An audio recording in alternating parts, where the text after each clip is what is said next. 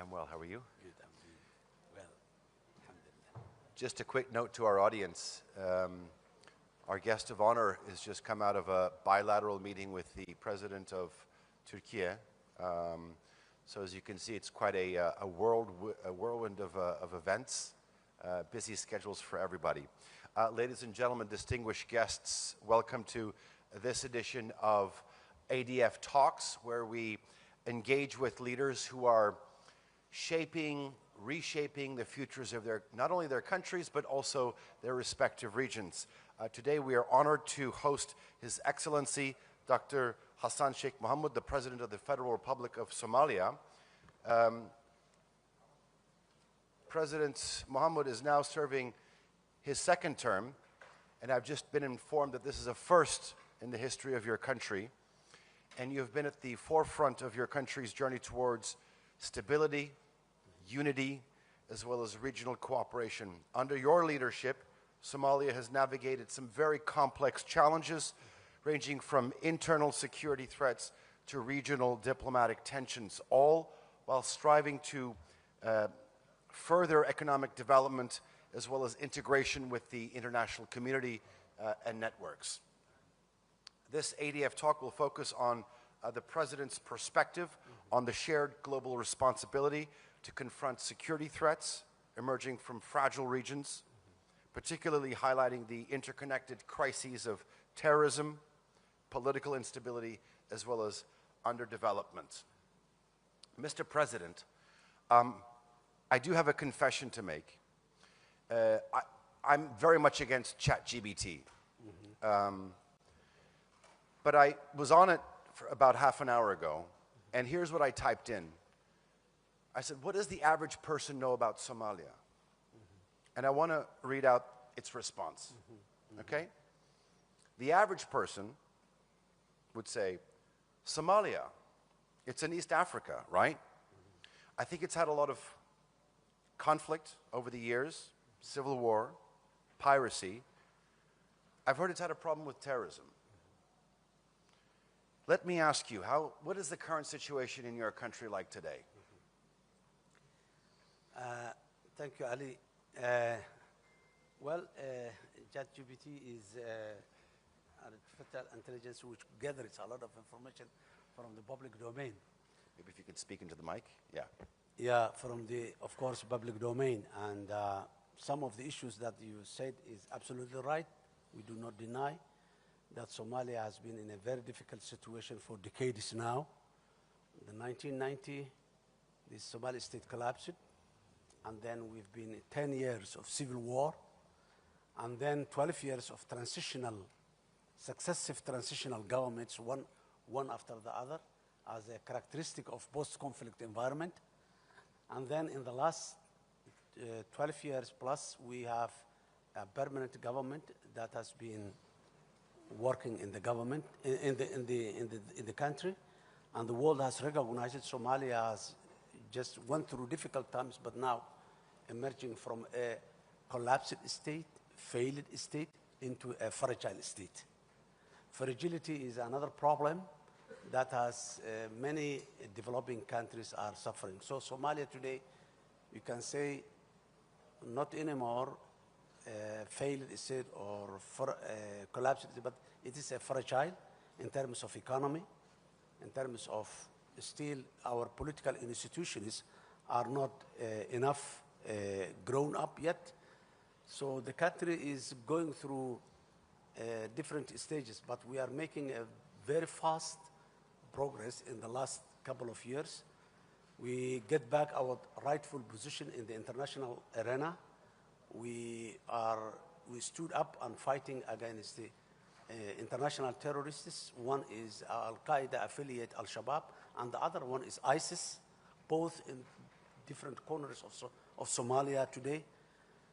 And Somalia is leading that war. Yes, the world is supporting us, so many countries, so many international organizations, the United Nations, the African Union, all of them are supporting individual countries, among which the United States, Turkey, United Kingdom, and many others are the neighboring countries as well supporting. But the lead is Somalia. It is the Somali lead that has shown progress in the fight against terrorism. So Somalia is a country that has just turned the corner, established institutions, have its own constitution, preparing right now to go into a one-person, one-vote elections after 56 years. The last time Somalia went into an election of one person, universal suffrage, was 1969. So this is the time again the voter registration is going on, and we are going to have local elections and national elections as well. So today we are member of the United Nations Security Council. Today we have joined the East Africa community. We are part of, we bring back all the status that Somalia has in the Arab League, in the African Union, United Nations, all these, the IGAD.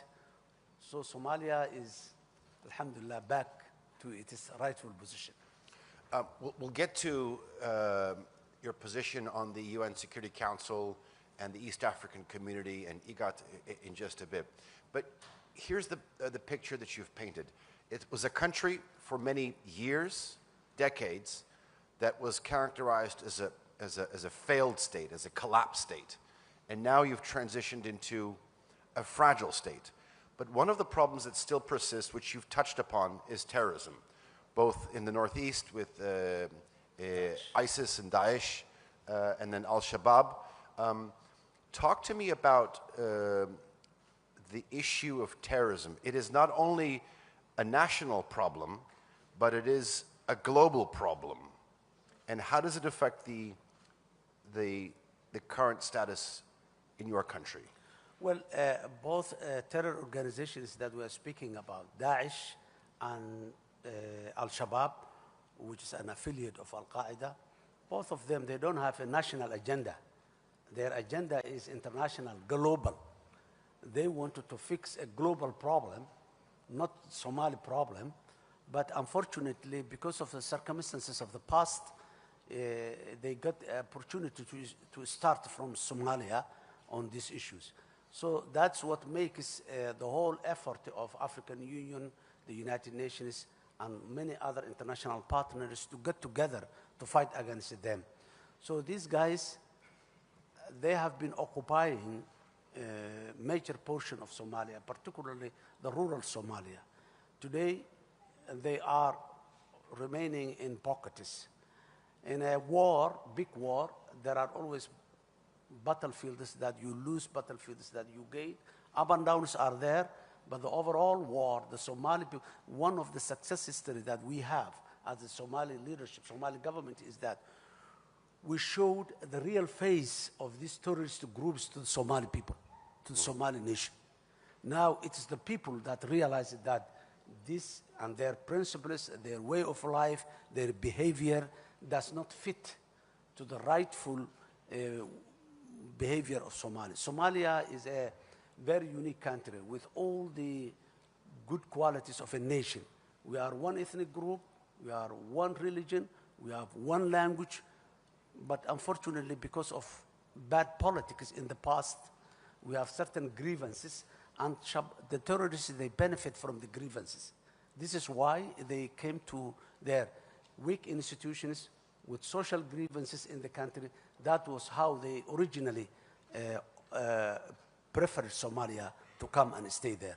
So, but now things are changing. People are realizing now the state is growing up and it's providing services. That's what's more important now. This term, I was elected in 2022, and until now, we have recruited 6,000 teachers, public schools, and we've promised that we will be recruiting 10,000. We've established around 100 plus health posts all over. Those areas that has been liberated, we are organizing what we call the stabilization program to provide the society what they have missed for the last 17 years. No school, no health post, no water and sanitation in all those areas for 18 years. Now the government of Somalia is providing those services at its own capacity and with the help of international partners as well. So people are getting the message from the government that terrorists has no place in Somalia. That's what today we have. And I have taken the connotation that these terrorists, they are a fish swimming in the bone of water. If the water is drained from the bone, the fish cannot survive. That's the terrorists in Somalia today. Thank you. When you analyze this predicament, I mean, many would argue that for there to be development, first you need to have security. But I think Somalia is a unique example in the sense that, on the one hand, you have a balanced counter-terrorism effort. You're also building state institutions, and you're also building an inclusive economy. How do you do that? Well, first of all, the Somali state has opted that a private-driven economic model. The government is playing the regulatory role in the economy. That's what makes today Mogadishu, the capital city, as a bustling city with a real estate, with five-star hotels, with so many new things, major supermarkets, all international brands are available today in Mogadishu. That is the private that's making, and the government is facilitating all the necessary infrastructure for the private to do this type of business. Not only the Somalis, but as well as foreign companies as well. Turkish companies are there. They are running our international airport. Another company is running our seaport. They are also doing so many other businesses in the country. Similarly, there are other companies from other parts of the world as well. So that private-driven. And then we have provided two important instruments for that, supported the private-driven economy. One is the National Transformation Plan, which is fixing all the weaknesses of the state institutions so that they can take steps with the fast steps that the private is taking. The National Transformation Plan is a delivery-based from the government side, so that the private entities will have all the necessary facilitation that they need in order to do the business. That's number one. Number two is we established a long-term vision, a vision we call it the Vision 2060. It's a centennial vision. Somalia has become an independent state in 1960, and in 2060 is a centennial stage, that 100 years of how Somalia will look like 2060. That's the picture that we portrayed to the private people, and we showed them this is the future, and this is the regulations and the tools and the instruments that helps you to make that type of investment so that you can be in that position. So that's how the government and the private are working hand in hand to do all these economic development endeavors. Your Excellency, in your opening remarks, you had mentioned that Somalia is a member of the United Nations Security Council. Let me ask you about that. Do you feel that you have an extra responsibility as a flag bearer in terms of portraying a message on behalf of other developing countries or countries that are in a fragile situation? Yes, absolutely. You're right. You said rightly. As I said earlier, we have been in a very, very difficult situation for a long time. 3 decades is not a very short period. We believe that morally we represent those nations and peoples throughout the world that has went through that suffering or are still in that difficult situation. So we wanted to be a voice for all those who have difficulties within them and who needs help, international help, or those who has been created by other forces, circumstances that take them to that level, so that the United Nations Security Council can take those burdens away from those nations. So you are absolutely right, Ali. We feel that we have that moral obligation to represent those people who are suffering in different corners of Somalia, in different corners of the globe, whether it's under development, whether it's security, whether it is any other exploitation that is taking place and have a very limited voice, as we used to be decades ago. We need to be a voice for that people. Let me ask you the flip side to that question. How do regional actors and global powers help countries like Somalia, who are in fragile situations during these times that present some challenges? Well, Ali, the world used to be a world of ideology, world of principles. In 21st century, the world is becoming a world of interests. And every country and every nation has some interests in it.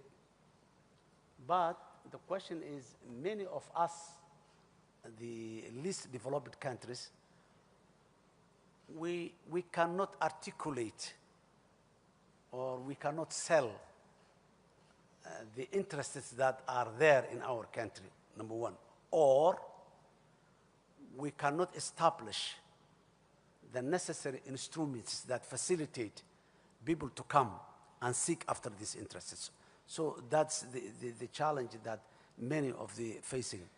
So Somalia is trying to, of course, address those global powers or regional powers or neighbors, whatever, who got an interest in Somalia, to negotiate with them in a way that benefits both of us, mutual interest. Sometimes when it comes to interest, the problem some of the interest has is the interestee, the one who has the interest, would like to get the more.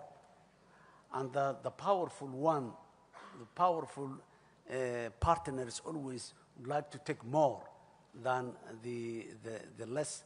So these are the challenges there, but today there is a possibility that it's all about, again, the state institution. Somalia has been there for thousands of years. Interests were there. Resources are there. Strategic locations are there. But the world has not focused to Somalia as they are focusing today because of the state institutions, the leadership that presents what benefits the world can have Somalia. We cannot be only a recipient of aid. We should not be permanently for the recipient. Now, we are trying to portray that the world can benefit from Somalia. For example, the African Union. First of all, this 21st century, we call it the century of Africa. It's all about Africa, whether it's human resources, whether it's natural resources, whether it's market, all. So African Union has two important initiatives. One is, it's called Agenda 2063, which is a centennial agenda. African Union was established in 1963, so 2063 is a centennial agenda, which is a developmental agenda, very clear. That's number one.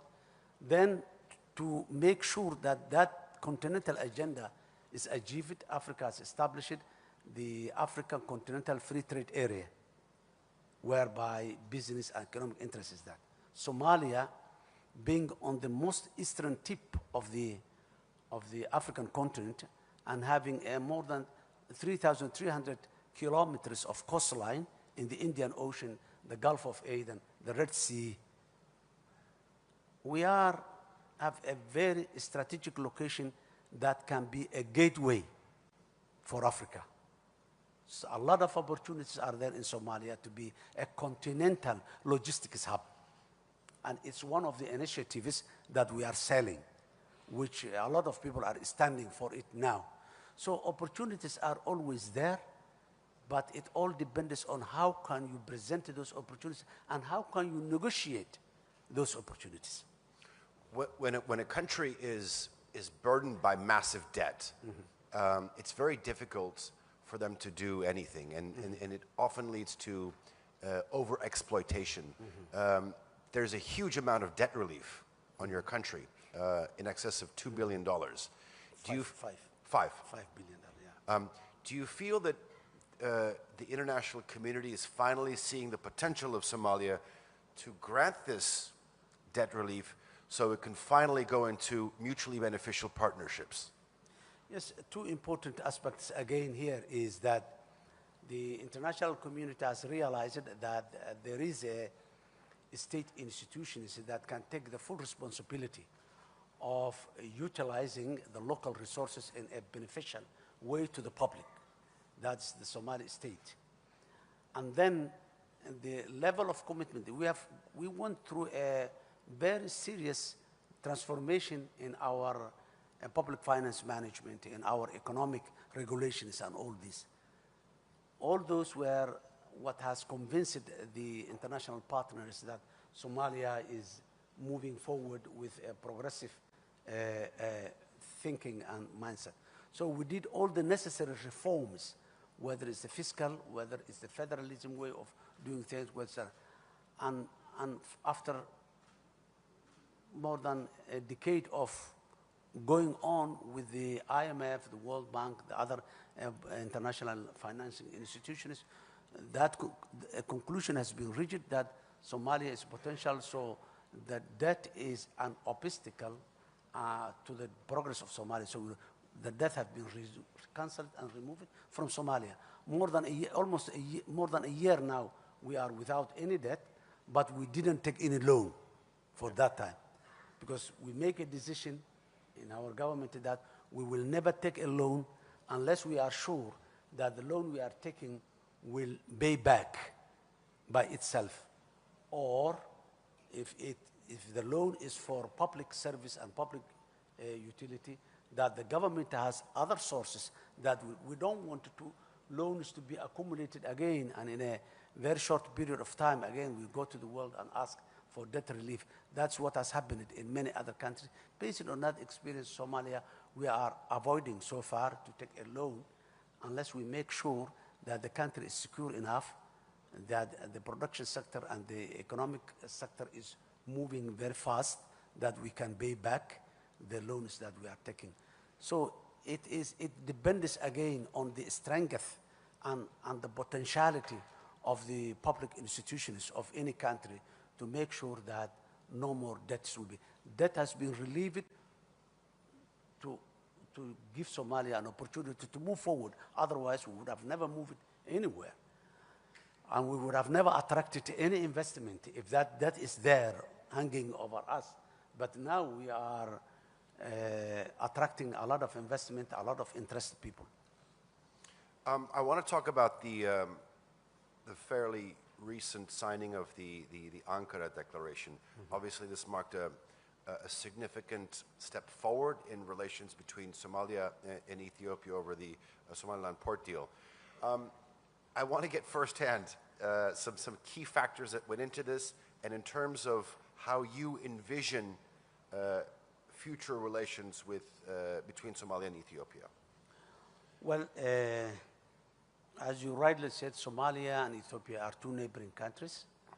We have close to 2,000 kilometers of border, and we have a lot of commonalities. We have common people, we have common culture, we have, in some aspect, we have common language in some level. And we have a very long history of 700 years. This history was not a good one. It was a very violent history. The crusade, the jihad, and all types of things. And that history has ended in 1990 when both the Somali state and the Ethiopian state collapsed after all these long wars and all this. From there onward, we have been moving. We, from our side, from Somalia, we realized that that cannot be continued. Hostility, conflict, building. Both of us, we are poor countries. One of the main reasons why we are poor countries for the last 1 century, we always have been building military. All our revenues, all our income was focused on building a huge military. Somalia has built one of the strongest army in the African continent in the 1960s, 70s, and 80s. Ethiopia did the same. And that build up of the military was the main reason why the status collapsed later on. Revolution after revolution, coup d'etat after coup d'etat. At the end, the states collapse. So we're working together. Misunderstandings comes up here and there when neighbors are there, but now the Ankara Declaration has opened a new door for the future of our two countries. After the Ankara Declaration, I visited Addis Ababa and have a very good discussion with the leadership there. And then after that, the Prime Minister of Ethiopia has visited Mogadishu as well, have a very good discussion and dialogue. And then after that, even there is a lot of exchange of important and very VIP individuals on teams on both sides. And we are very much hopeful that the Ankara Declaration will be the opening door for a better future. But the discussions are still going on. We have another meeting after that here in Turkey, and we are going to have soon another one. So discussions we are going on, and what we want is that we don't have, from our side, Somalia, we don't have the leisure of conflict anymore. We don't want to conflict with our neighbors. And we have a motto that Somalia in peace with itself and in peace with the world. So we wanted to live a peaceful relationship with our neighbors and with the world in general. Sounds very similar to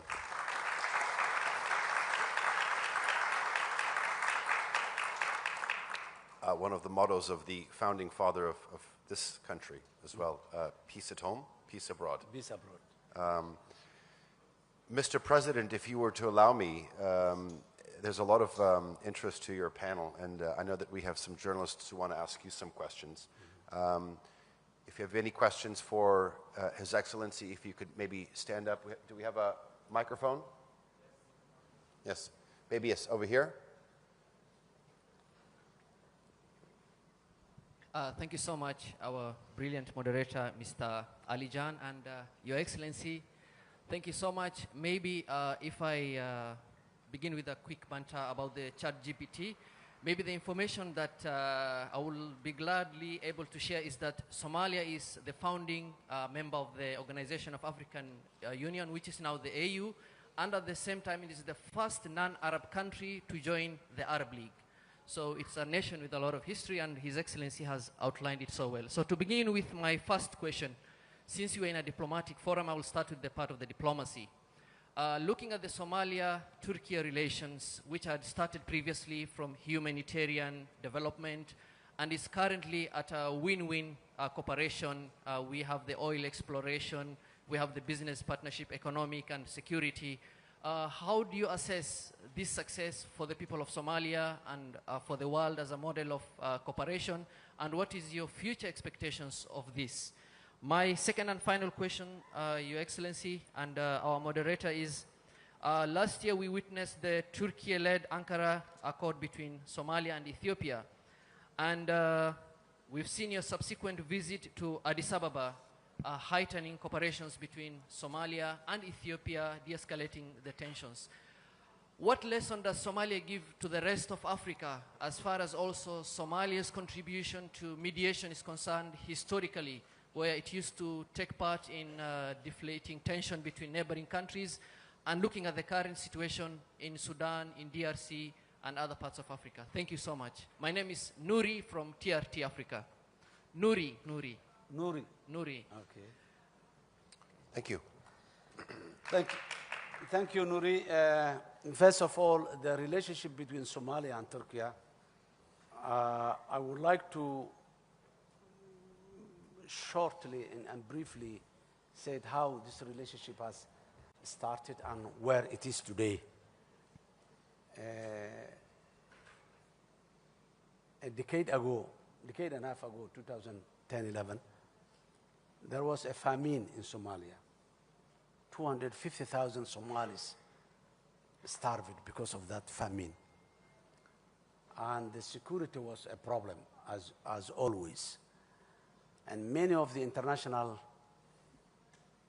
humanitarian agencies, they left Somalia, claiming that Somalia is not secure enough to deliver.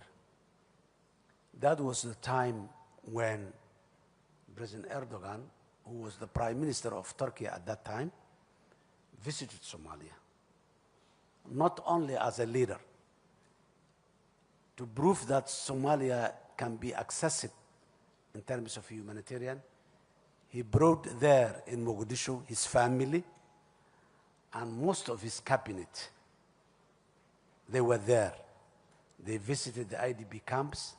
They visited all the streets of Mogadishu. President Erdogan, he got off his car and sit with the kids that are playing beside the road and asked them a lot of questions about their life. From there, the world it was unbelievable to anybody that such a prominent international leader goes to Mogadishu with his family and stays there in IDP camps without any significant visible protection or security or anything. That was a game changer. Because of that visit, everybody came back and lives were saved from there.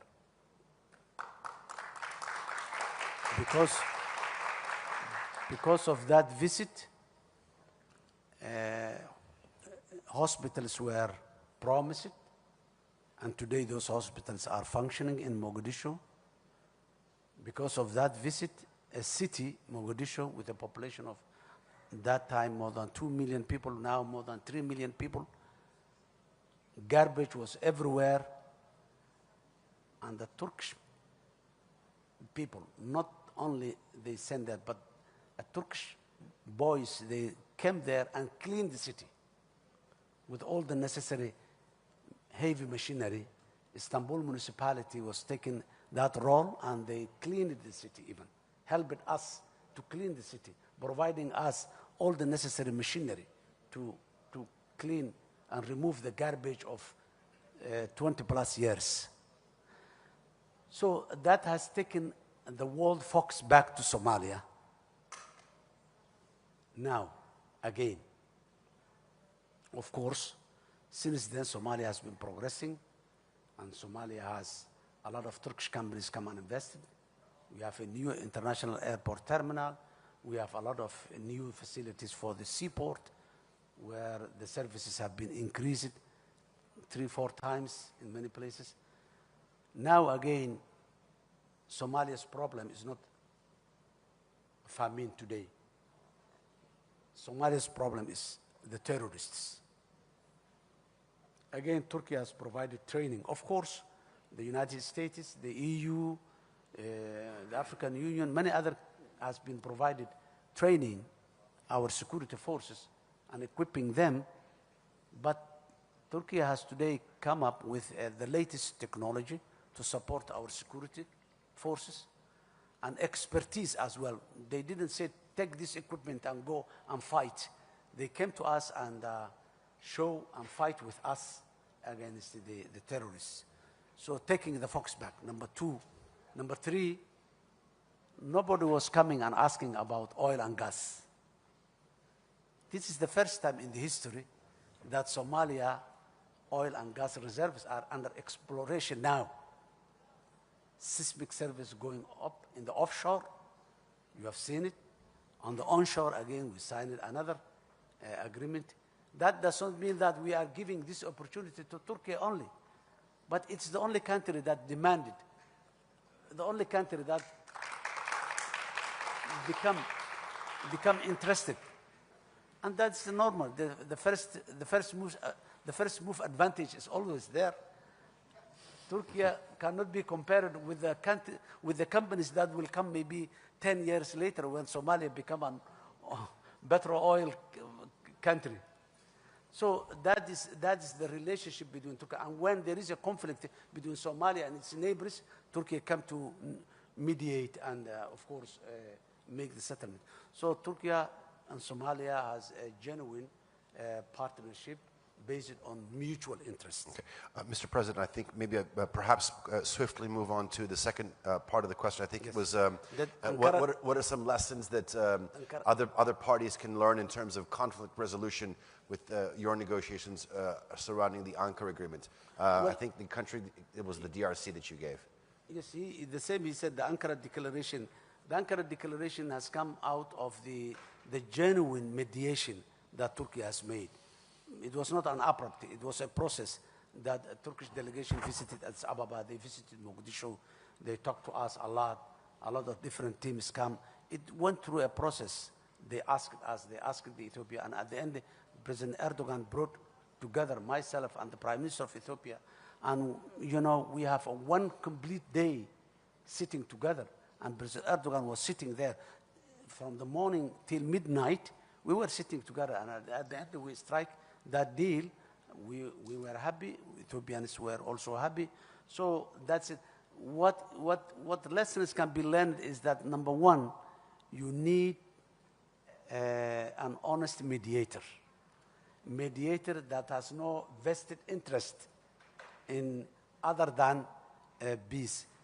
Turkey has a very good relationship with Somalia, as well as has a very good relationship with Ethiopia.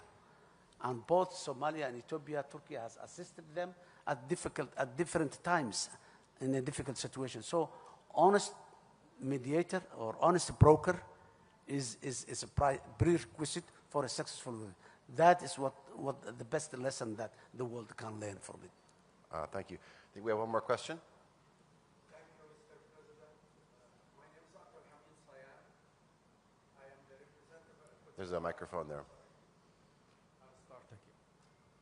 My name is Abdul Hamid Sayam, the representative of Al-Quds Al-Arabi at the United Nations.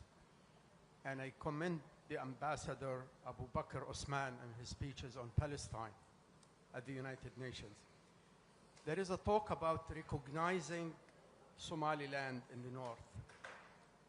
If they accept the deported Palestinians to settle in Somaliland, it's a challenge for your country and for the Palestinians, and for the world that should be controlled by international law, not by the law of the jungle, as some major power trying to advocate now. So what is your opinion on this? How can you incorporate Somaliland or reach out to them so this thing could not happen? Because if it is recognized, then it might be very hard to go back and unite both the north and the south. Thank you. Abdul Hamid, thank you very much. First of all, the cause of the Palestinian people, it is a moral responsibility and a religious responsibility. Qudus and Palestine. So it is an issue that Somalia has never compromised and is not going to compromise, whatever our capacity or our ability is. What we want is a peaceful resolution, as the world has recognized it, two-state solution, that Palestine state is there, Israeli state is there, and peaceful coexistence between the Palestinian people and the Jewish people is the best option, and that's what we all want to see, and we hope it will. Regarding the other issues, Somaliland is part of Somalia. It's not a... Well, as you rightly said, we are not talking about the law of the jungle. If someone comes and says, we cut this country, we cut this part from this country, and that's another case. So Somaliland is a part of Somalia, and no one has ever approached Somalia for receiving Palestinian people as replacement of their land. We don't see it as a solution. It's not whether someone recognizes or not recognizes it, but the idea of removing Palestine from their own land and putting them into other people's land, I don't see that that's a solution at all. If it is a solution, then it would have been discussed some way or the other. But that's not. Palestine belongs to that land. And they have been leaving that land for millennia, and definitely they will. So no one has ever approached to us. And if someone says, I recognize X, Y, Z as an independent country, That's not the way the world works. Individual countries can say that, but that will not be very effective. It will only create more problem, more conflict, and more. That will not be, by saying that or by doing that, there will not be a conducive environment for putting other people there. So I'm not hopeful on that. We will hope that, as you rightly said, the world will get back to its mind and this problem will be resolved. We are very much grateful for those countries who are actively involved in resolving that issue. Okay, I think we have time for one more. Assalamu alaikum, Mr. President. Very welcome to Turkey again. My name is Tunç Demirtaş from SETA Foundation. Under your presidency, the Somali Prime Minister Hamza Barre is in Lasanot, SSC Hatuma today. This is a historical visit because there was a conflict in that area a couple of months, a year ago. What do you think about the historical visit? Thank you.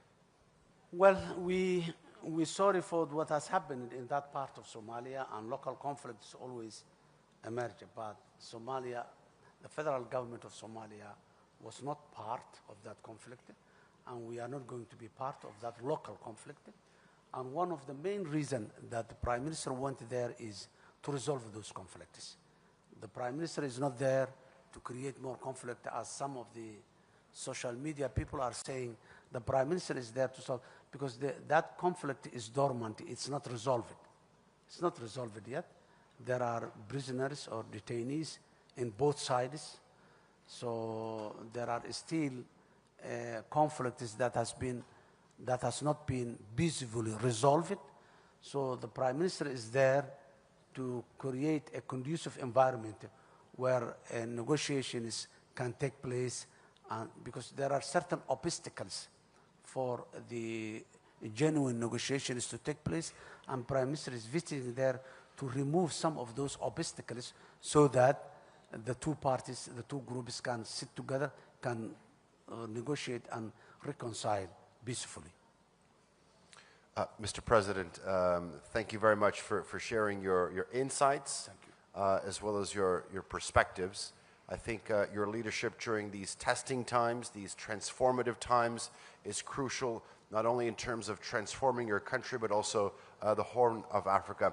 Ladies and gentlemen, please join me in showing our appreciation to His Excellency's commitment to dialogue and cooperation.